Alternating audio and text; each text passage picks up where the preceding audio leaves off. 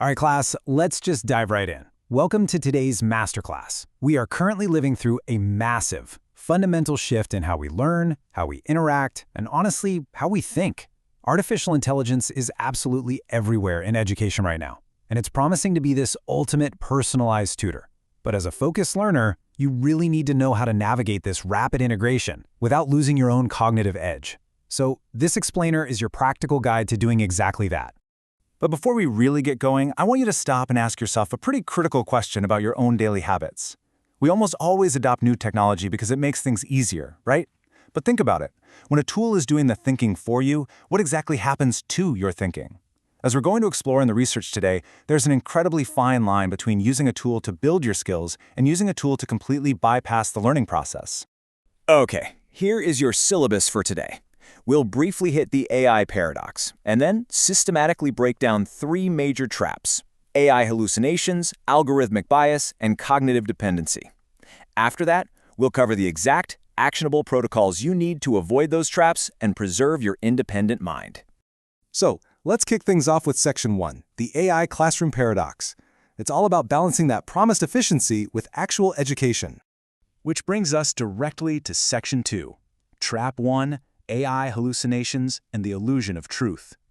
While AI promises this incredible personalized learning experience, it brings some serious hidden pitfalls along with it. The very first one is the phenomenon where AI will confidently fabricate information and present it to you as absolute fact. To avoid this trap, we have to correct a super dangerous mental model right now. You see, a lot of students treat AI like a glorified search engine. They assume it's going into a database and retrieving verified facts. But generative AI is actually a predictive model. It's essentially guessing the next most probable word based on statistical patterns it learned during training. It doesn't actually have a built-in truth checker. It is literally designed to sound fluent, not necessarily to be factual. The data on this from a recent study on university students is honestly a bit alarming. Over half, 54% of students, mistakenly rely on their own intuitive judgment to spot these deceptive hallucinations. Why is that so dangerous? Well, it's because of something called the fluency truth effect. When an AI spits out a highly articulate, beautifully structured answer, our brains naturally want to believe it's true, even when it's entirely made up. Trust me, your intuition is simply not enough here. But there is some good news. For the 46% of students who do actually actively verify AI outputs, a massive 70% of them use cross-checking. This means they take the AI's claim and practice what we call lateral reading. They open a new tab, they check reliable external sources, dive into textbooks, or pull up peer-reviewed materials just to confirm the facts. And that is exactly the behavior we need to adopt as our baseline standard. Moving right along to our next lesson, Section 3, Trap 2, Algorithmic Bias and the Digital Divide.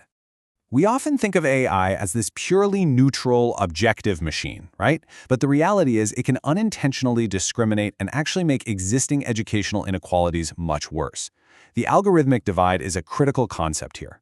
It refers to systemic bias that gets embedded into AI simply because the datasets used to train it weren't fully representative of everyone. In a classroom setting, this means marginalized students or anyone outside the dominant culture might get less accurate feedback or even get unfairly flagged by automated early warning systems. There are a few key factors driving this inequity. First off, most AI models heavily prioritize major global languages like English, completely leaving localized or indigenous languages in the dust. Then there's cultural blindness, where the AI just totally misinterprets a student's local context. Plus, the research points out a major TPAC divide, which stands for technological, pedagogical, content knowledge. To put that simply, a study comparing urban and rural primary schools in China found that even when the technology is sitting right there in the classroom, a lack of teacher training in digital pedagogy leads to underuse, which just widens the educational gap even further.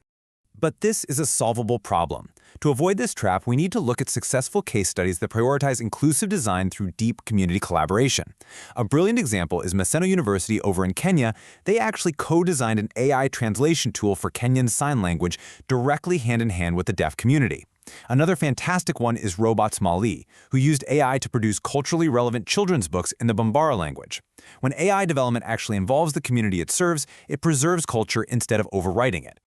All right, on to Section 4, Trap 3, Cognitive Dependency and Outsourcing Your Brain. This is perhaps the most insidious danger for us as focused learners. At the heart of this trap is something called cognitive offloading.